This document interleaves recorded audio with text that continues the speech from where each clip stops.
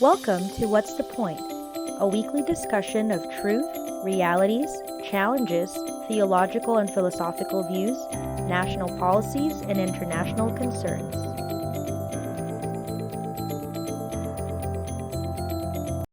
Welcome to What's the Point?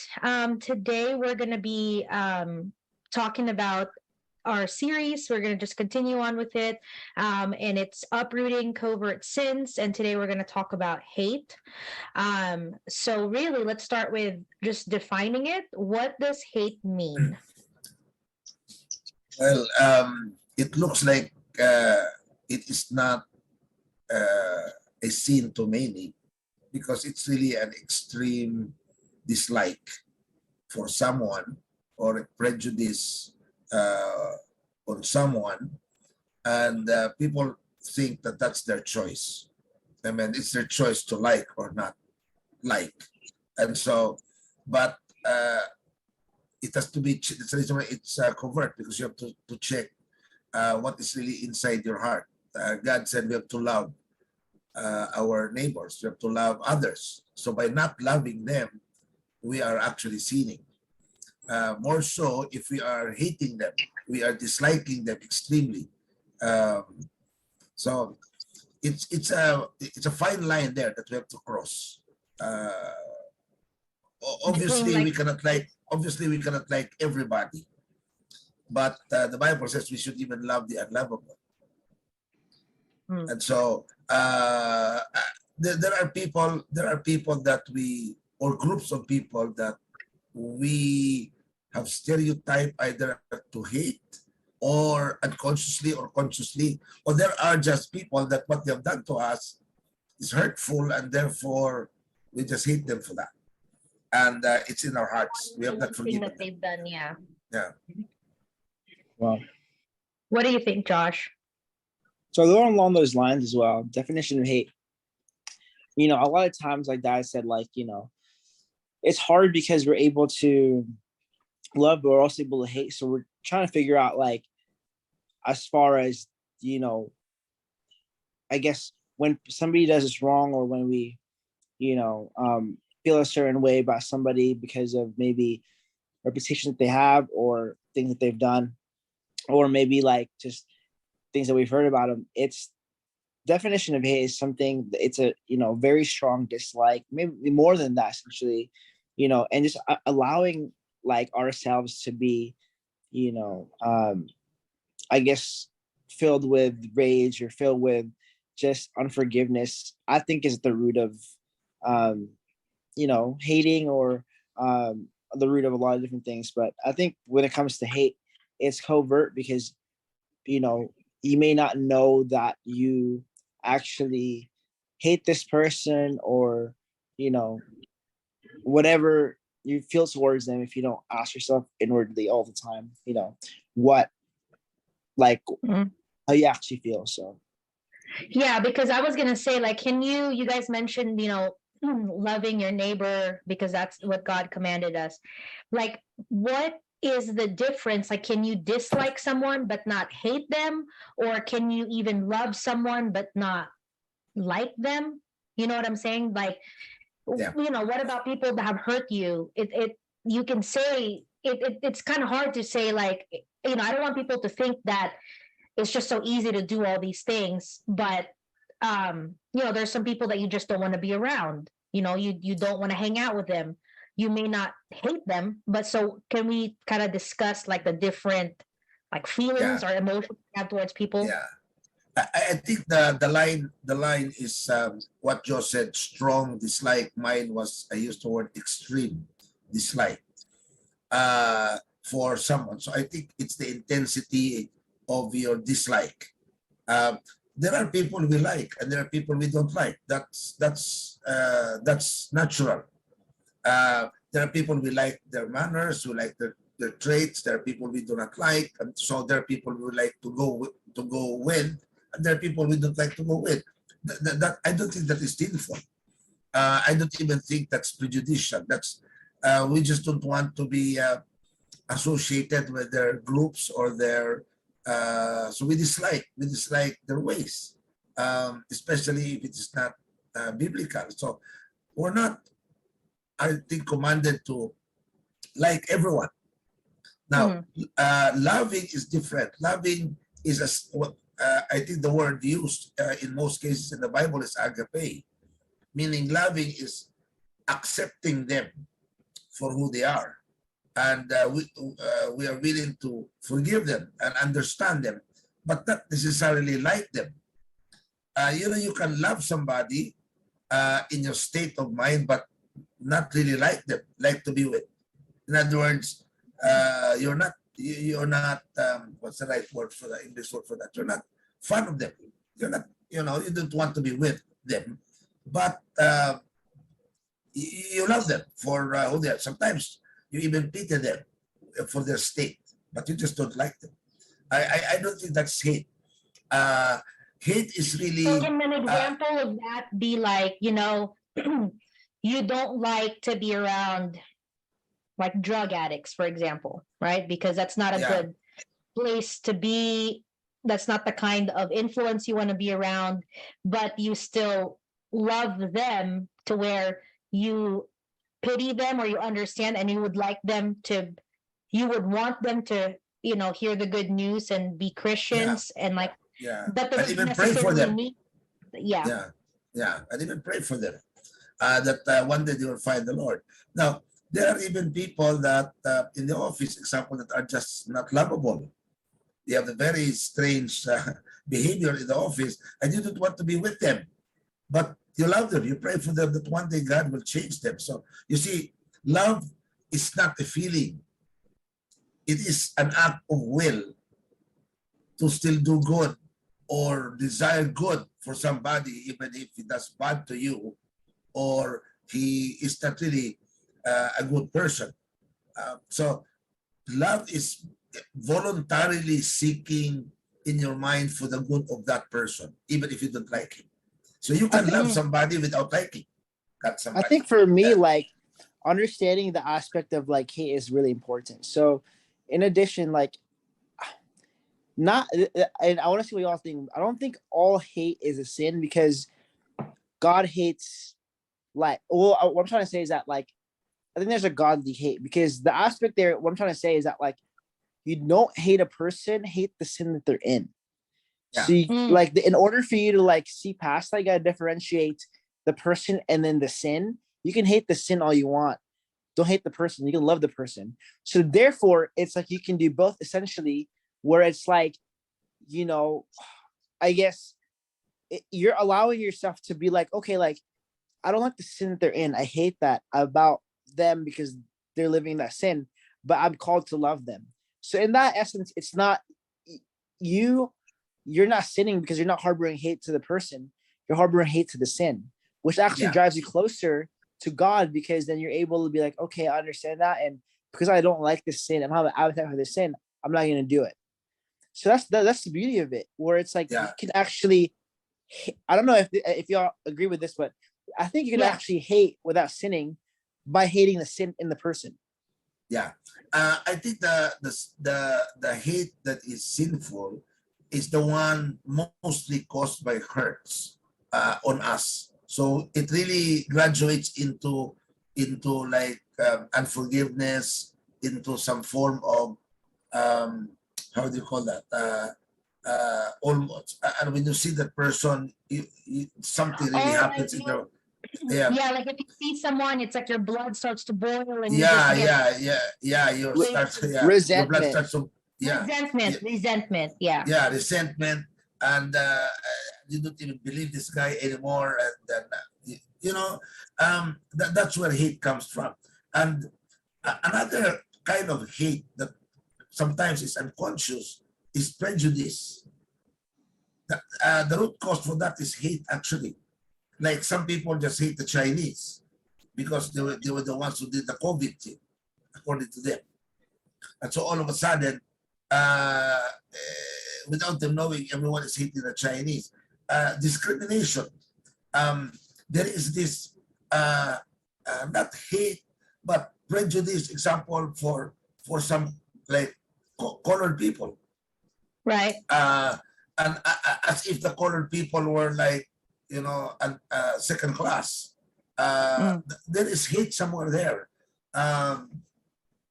Right. And I I, think that a lot of it, so, obviously, especially in the US, this is something that discrimination, prejudice, stuff like that is talked about a lot because of, like there sometimes it's like a little embedded in like the way the society is run. Also, I feel like, like Hollywood or something, like movies, when you portray a certain type of stereotype, whichever one it is, assuming that, say, colored people are immediately criminals and Asian people all have accents. And you know what I'm saying? Just like the way that they portray certain groups of people in movies, and this is what a lot of people have seen, that also creates, it's like they don't really mean to, like, you know what I mean? Like they don't really know that they're like thinking that way.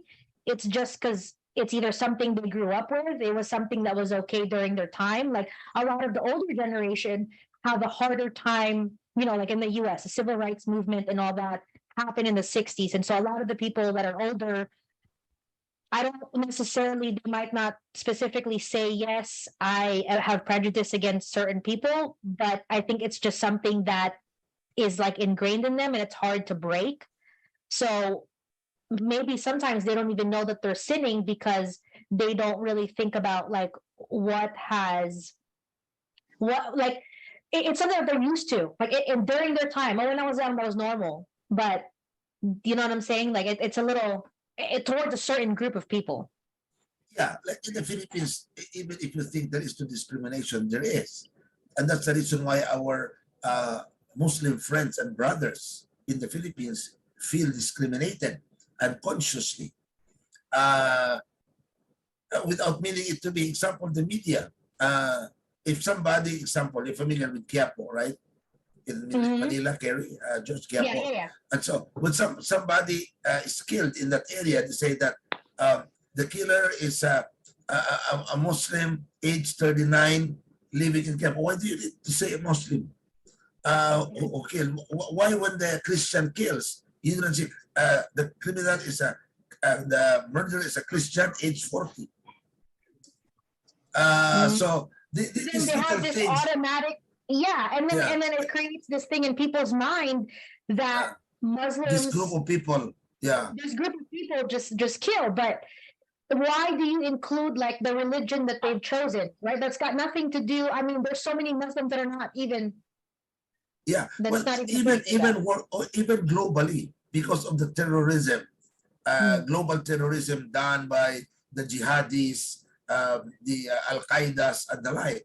It is really unfortunate that it has been branded like a Muslim thing, when that's a terrorist thing, nothing to do with the Islam, which majority, far bigger majority of the Muslims are good people. And so people begin to hate Muslims because of the terrorists. Really unfair. And well, same thing. Because the Filipinos are like maids in the Middle East and construction workers, they think of all Filipinos as such. They forgot that without a Filipino, their computers will still be very big today. Did you know that it was Dado Balatao, a Filipino, who was the first who made a microchip? Happened. So from mainframe computers. But they don't really. There's another one I saw actually online. There was like a labor movement in Chicago, I think. I can't remember the state, but it was like maybe it was Cesar Chavez, something like that. It was him that got it big, but before him, a Filipino actually had done the labor strike first, and then they kind of like joined forces. So there's so many like stereotypes, and just because something was portrayed this way, then we immediately gravitate to that. But also sometimes it happens, like I said, like you guys said, that's why it's covert, because we don't know what's happening. It's just like something happens and then our mind immediately goes there. Yeah, we generalize, like, well, forced generalization. is not good as well. But there is one kind of hate that very few people are aware of, and that is hate for themselves. Mm. Now, there are people who actually have a resentment to God because there are parts of them or of their character or of their features that they hate, and somehow like the people with very low self-esteem actually hate themselves a lot of time. Yeah. So they hate when they are poor. They hate why they are this. They hate why they have this kind of hair and this kind of legs and this kind of color. And people are not aware that by hating themselves, it is actually insulting the Creator, Mm. who actually said it was very good when we were created. So, and there are people who are hating themselves. There are people for a long time cannot forgive themselves Yeah. for what they have done. They can forgive others, but not themselves. They have done something really wrong, and it has, to their minds, they think that it was the cause of all their, all their misfortunes today. My question is this though. yeah. I'm dealing with the aspect right now of forgiveness, because what's interesting is that like nowhere in the Bible does it say to forgive yourself. Isn't that interesting? Yeah, but there is in the Bible that you love yourself. Exactly. Yeah, love the Lord your God with all your might, with all your soul, and love others as you love yourself. So the opposite of love is hate. So maybe there is no. I have to find there is one that you have to forgive yourself. You forgive others, but you have to love yourself. You cannot love others if you don't love yourself. So You can't fully love yourself if you don't forgive yourself. No, but then the aspect that I'm trying to say is that like when you can't forgive yourself because God is the one to forgive you. And it's something I've been talking about with AB as well, all these things, because if we forgive ourselves, we put the onus on our, you know what I'm saying? We put the onus on ourselves, without like, so sometimes I forgive myself, but you exclude God from it. But you cannot actually forgive yourself without God. Mm. So, well, it presupposes that when you forgive yourself, it's really because God has forgiven you first. Exactly. And of course, it presupposes that you have admitted that sin before God. Exactly. Or that wrong. Right. Well, that's the point. It's hard to say, oh, I forgive myself, but then you haven't even like talked to God about it. So it's not really, you're not really fully forgiven. Well, because that's exactly why people, now you see the root cause. That's exactly why people don't know why they still don't like themselves or don't forgive themselves, because they don't like ask for forgiveness. You can't forgive yourself you can't forgive yourself in general. God is the only one that can forgive you. Because I've heard this thing of like, when you forgive, like it has to do with like giving to others. So like forgiveness starts with asking God for help for that forgiveness, instead of just like you going inwardly. Because then even if you forgive yourself, like you try to, you're not fully forgiven because you haven't brought it up to God. So right. So basically, like the line of like you should forgive yourself is it is implied that you've already asked God for forgiveness. Exactly. Yeah. In fact, that's the same. That's the same implied thing. You forgive others because God can also forgive them. Now the question for you, because it's, go ahead, Josh. The question that I have is this though: when you forgive, it says in the Bible that when people confess of their sins, and I did some deep dive on this as well. People confess their sins, and like so when they do that, that's when you forgive them. When they confess their sins up to you. It says if they sin against you, your brother should sin against you, and then you have to forgive them, obviously, if they confess that sin to you. Now my question is, it's interesting because it never talks about forgiving them if they don't confess their sins to you. So because God doesn't forgive you unless you confess that to God. So does that mean that because God can withhold forgiveness, does that mean that we're willing to forgive, definitely, no matter what they've done, but can we hold forgiveness as well? Uh, I don't think so. Maybe there is no, I have to find, maybe there is no specific verse that you must first confess before you are forgiven. But there are a lot of verses that says, do not harbor ill, do not be tolerant, be understanding, be so. It was all put in a positive thing. So you cannot do that when you have not forgiven people. So there is a command to be like, be united, be tolerant, be understanding, be kind, be good. So it's all put in the positive. And can you really be in conscience good and kind in the gift of the Holy Spirit? Patience, kindness, gentleness. Can you really do that to someone without forgiving? So for the Galatians chapter 5, for the fruit of the Spirit is love, joy, peace, long suffering, perseverance, kindness, patience is there. Can you really be kind to someone that you hate? But what about the aspect of like, or of someone you have not forgiven? You're ready to forgive them though, you know, Yeah. so you have that love towards them, but God doesn't, but you don't forgive. Similar to God has all those qualities about himself and he's willing to forgive, but if they don't ask for forgiveness, then he withholds that. God has patience, kindness, all those things if you look at it, but he withholds forgiveness if they don't ask for it. Does that make sense? Yeah. I know where you're headed. This is my view there. I think technically, the forgiveness for that person, insofar as it benefits him, only happens if he asks for forgiveness.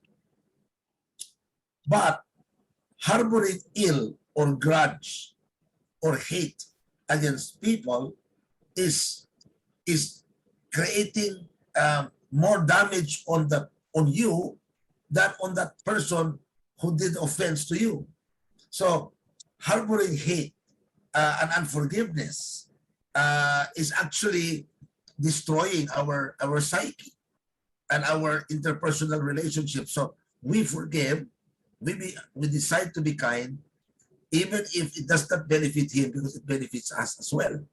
I don't know if you know what I mean. I have a question, because I feel like I'm understanding both your guys' points. So I think what Josh is saying is that because God said that you have to confess before you're forgiven, right? But are you talking, Josh, more about forgiving them in your heart or like telling them you forgive them? Because forgiving them, I feel like forgiving them I don't know how you could be kind and tolerant and gentle without I don't know how okay, let's say we're talking about person A. I don't know if it is possible to be kind, gentle, and tolerant, really, like truly in your heart at the same exact time that you are harboring unforgiveness and saying, I'm just waiting for them to say sorry. Because if you're just waiting for them to say sorry, then you can't really be 100% gentle, kind, and tolerant. So you're willing to forgive them, but then I guess I'm trying to speak from the point of view of God, of like, you know, because we're just trying to be closer to God, right? So I'll go ahead. You finish your thought, and then I'll ask a question. If for God, He's willing to forgive everybody, and so should we. We should be willing to forgive any sins people have done. So if God's willing to forgive, but doesn't do so until that person confesses, then shouldn't we copy that as well? Well, I'll give you a real case. Well, I have a question too. Well, let me ask like an example, I guess. For example, you're walking at Disneyland, and someone accidentally like spills their drink on you, and it's super crowded, and they walked away, right? So then now they don't know who you are, that they spilled their drink to you, they will never be able to find you ever, because that's a huge park. They will never be able to find you. And so they cannot actually ask you for forgiveness. Now they could ask God and say, hey, God, I'm so sorry. I spilled this drink on this person. There is no way I can go and say sorry to them. So I'm going to ask you to forgive me. Now, you as a person that has been hurt, if you had that same mindset of I can't forgive, I'm willing to forgive them if they said sorry and confessed their sins. What they can't. There's no way that they would be able to find you in that big theme park. Let's say they're from another country. So now what? How many of those incidents per day, per year would happen to a person? That's a great point. I think you make a great point, because then, it all comes down to like, assuming like it is stuff, but like maybe the process there is like saying, I don't know if they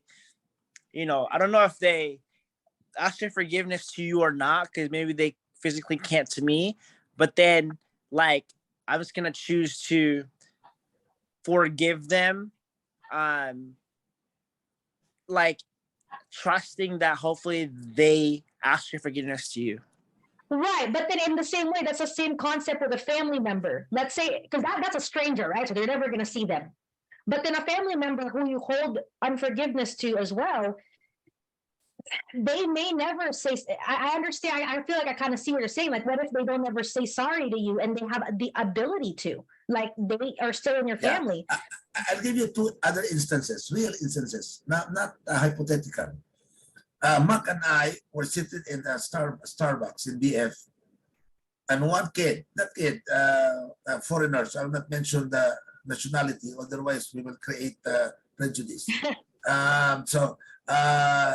A foreign kid, another kid, about 18 years old, spat on the floor in front of us. Is that what is the past tense of speak? Spot, right? I guess, yeah. Yeah. So spot on the floor in front of us. Now, to others, at least a sorry would be okay, because maybe he did not see you. But this guy did not really even say sorry. And so even a Christian would really hate this guy, would be mad. But I composed I was not reacting. Maybe I'm too forgiving. But Mark couldn't take it. He stood up and pulled the guy and told the guy to wipe the saliva on the floor. Oh my gosh. Okay. And to me, that was good, because it's teaching the guy to be a better guy. Because if no one tells him that, he will be that for the rest of his life. So you might be doing something that looks rude, but it's really making the person realize that you just wanted him to be better. Now, another instance, I always get irritated in the Philippines when I get into a restaurant and the waiters will not get to your needs because they're watching telenovela on TV in the restaurant. Yeah. And all of them are crowded, they're watching TV. And So I you have know to go what and they're say, doing. yeah, and then I have to go and tell them, hey, are you waiters or waitresses, or you're like viewing TV viewers here? I've been calling for you and listen, I'm angry with you because I want you to be better waiters and waitresses. What do you mean by the word waiters? You wait on tables. So I give them a lecture. So sometimes it seems like you're being rude, but really you're just trying to make them better. And you know what I mean? Like, because they're not doing their job. They're getting paid to serve, and they're not serving. And then they will not say sorry to you. How do you feel? Here's another real case. The guy who ran over me when I had an accident never said sorry to me. Now, but I've forgiven him. I have no anger. I have no grudge, really, against the guy. But I did not stop the hearing, because that's justice there. But I really told myself, if he will only say sorry, I will drop the case. But he did not. So if he Now, said sorry, you would have changed the consequence. yeah, I would have changed the consequence. The forgiveness was already finished. You would have just changed the consequence. Like he would have had a shorter, he would have been done. Yeah, because I wanted him to learn a lesson as well. Now, so I really am concerned for the guy, young guy, to learn a lesson. Now, should I just have forgiven him because I love him? Should I not? Should I just have dropped the case? So this is where hate. When does it become wrong? So I think the line is drawn inside you more than outside. The line of hate really is more measured in how you feel or how you view that person or that group of people more than anything outside. Only God sees whether you really hate that person or not. Yeah. Now, unconsciously in the office, there are people that we really dislike. And Right, when does because it become hate? they just don't help with anything. They just make your job harder. Yeah, they just make your life miserable all the time.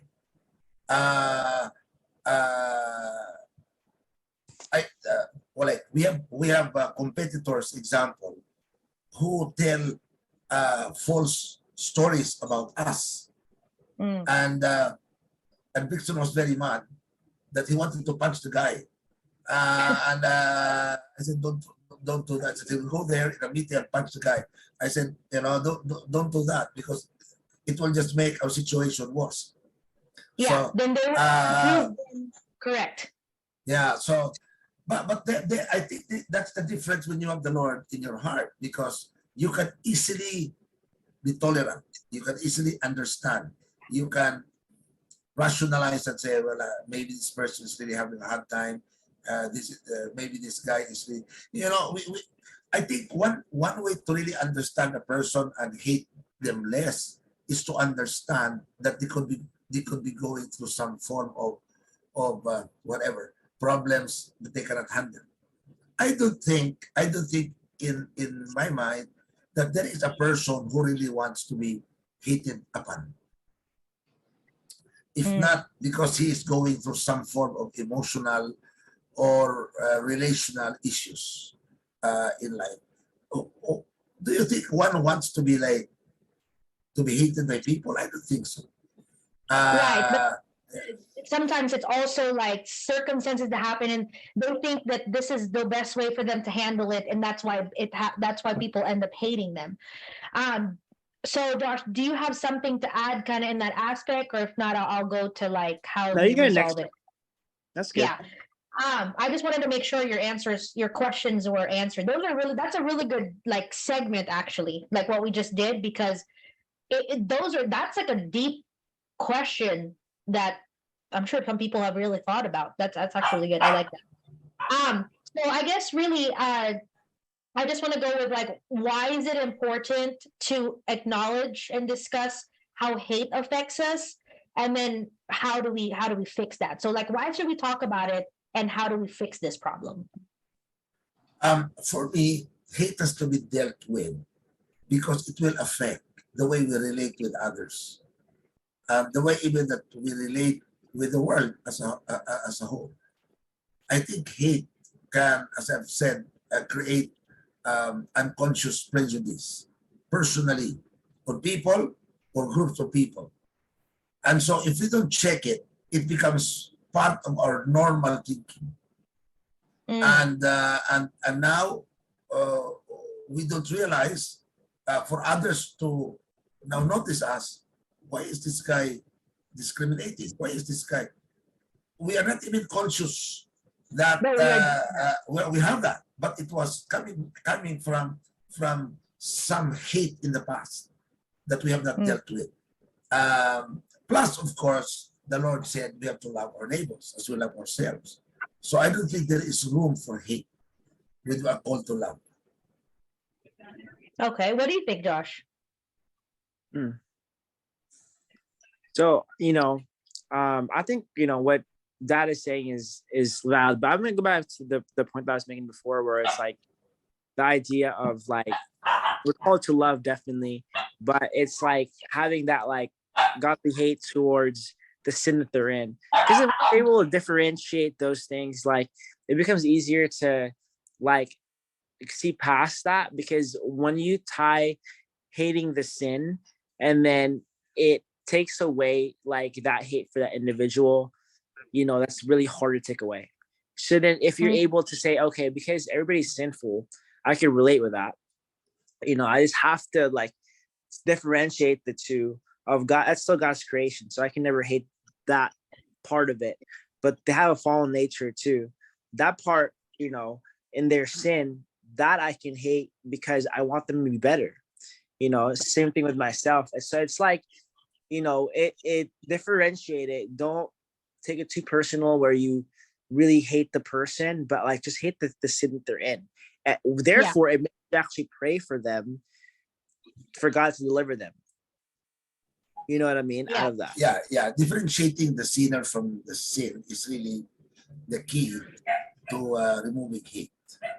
I think that's really good, because there's so many things that we say like, oh, I hate if you really think about it, it's like, okay, if you dig deep, like, why do you hate that person? Like, if you just ask, let's say I hate XYZ. Okay, why do you hate them? Because they do this, that, and the other, because they're this. And it's always because of something that they do or some characteristic that they have that is already stemming from sin. So if you even just think to yourself and ask yourself, I hate this person, or I hate something, whatever, because of this, and you really dive deep into your reasoning for hating them, it always boils down to some kind of sin. Like, whether it be a covert sin, like we were talking about before, about someone who is like prideful or greedy, or things like that. It stems back to that. So I guess just like talking about, or just thinking to yourself, like, why do I even really hate this person? And it goes to, you gravitate towards a sin, then you're able to separate it. But a lot of people don't just like, a lot of people don't sit down and talk about it in their mind. You know what I mean? So I think that that's really important. Yeah, I mean, because our language also somehow facilitates that. When somebody lies, you said you're a liar. No, I'm It's a a person direct, who, yeah. I'm a person who mistakenly lied, or I'm a person who intentionally lied today, but I'm not a liar every day. Because even when the Bible says liars, it really means perpetual lifestyle of lying. When you say murderer, he's a person who perpetually murders. Right. And so our language says when you killed somebody, you're already a murderer. Right. The verb becomes the adjective. Yeah. So because they lied, they are now a liar, Liars. even though they don't lie every day, every minute day. of every, yeah. Yeah, so that is where the hate comes sometimes, because when like when a staff of yours stole money from you, you say you're a thief, as if forever he is. So then you will hate him already because he's like a perpetual thief or something like that. Yeah. I mean, that is definitely the case. So there is that's the reason why it's very important to segregate the sinner from the sin. Yeah. And Which is what forgive the sin. Forgive the sinner and deal with the sin separately. Because there will be a consequence for that. And I think that was my rationalization why I did not withdraw the case. I have forgiven the guy who ran over me and almost killed me. But I went the wheels. I allowed the wheels of justice to continue. Right. Because that was. I mean, it's similar to when someone murders their family member, right? And I've seen videos of like the family member say is Christian, and so they hug the person going to jail for life, right? Yeah. And they hug them and they tell them, "I forgive you." That doesn't mean they're not going to go to jail. They're still going to go to jail, but they have forgiven them. I read somewhere that you could you could be forgiven, but you still have to deal with the consequences of that. And I've seen that in the Bible for different characters, Yeah, in fact, I but read a story in the US, a very touching story. He had their only son was killed by the someone. I think age 11, age 17 or 18. And so the guy who killed was sentenced to like 17 years in jail. And so after he went out of jail, the first thing he did, I think he must have met the Lord in jail, went to the parents of the child or the kid that he killed 17 years ago and really asked for forgiveness. And yeah, you know what the parents did of the child? They have not only forgiven the guy, they have allowed the guy to stay with them and to be their son.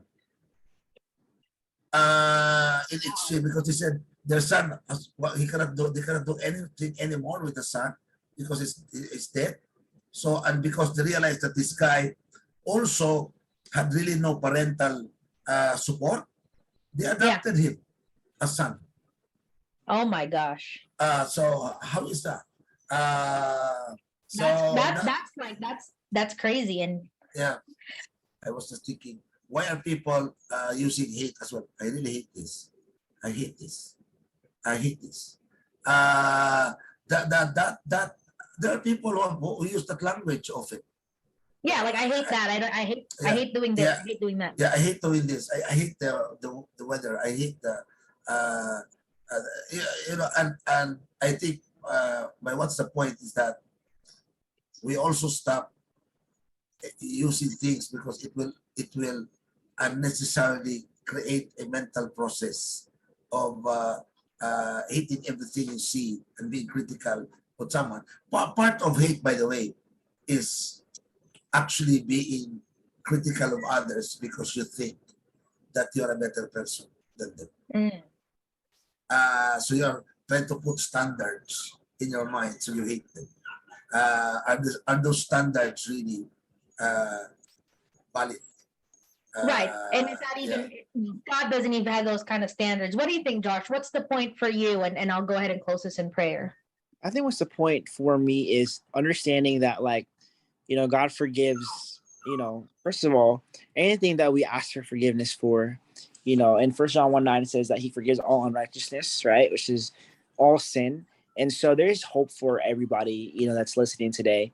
And then, like that I was saying towards the end there, that what's the point is understanding, like, that, part of us not hating, it comes inwardly and then it comes outwardly because of the word choices that we have. So inwardly, if we're able to, say, hey, like, I hate the sin that they're in, but I love the person, I'm called to love them, then inwardly we begin to have a different definition of what to hate, or, what hate is. And therefore, it's not going to show up outwardly as much. You're not going to say, I hate XYZ more, because inwardly you understood. So I think a lot of the times, like, my advice to people is that really be introspective about yourself and then ask the questions why, instead of going through the motions, because you only have one chance at this life. And I believe a lot of times God gives us, a reasoning brain, allows us to understand different things so that we get closer to him. And so I guess, like, be thirsty for the things of God, meaning, like, be thirsty about, like, these topics, essentially. Be thirsty about, like, being the best version of yourself for him, because the nature is that we're just trying to get as closer to him every single day, more and more in this life. And so that's the main point of this life, right? It's can we mirror the life of Jesus? So in that sense, it's like understanding, like, hey, that's what should motivate us every day, is like to get a little bit better through the Holy Spirit's help at, forgiving others, forgiving ourselves, and at the same time, like, getting closer to God, through these questions, Yeah. or so. Yeah, no, I think that's really good because I think we've handled just kind of the root of this so that we can figure out how to fix this. And I like what you guys said about really differentiating it, like separate the sin from the sinner, and we can really understand, like we could really, get rid of hate if we do that. So I think this was a really good discussion. I will go ahead and close us in prayer. Dear Lord, thank you so much for this time together that we can discuss hate and how we can overcome it. Really, I know there is the godly hate where we should be hating the sin and not the sinner. So help us do that, Lord. Help us differentiate the difference between the sin and the sinner, so we can not hate the person, but we can hate the sin that they're in, and we can pray for them to be better. So that, and this is what you've called us to do. So help us to just be introspective. Help us to ask the whys of why we do or say or think certain ways, so that we can be better for your kingdom. I pray for anyone who is watching this episode that may they be blessed, and may they learn something from what we've discussed today. In Jesus' name I pray. Amen. Amen.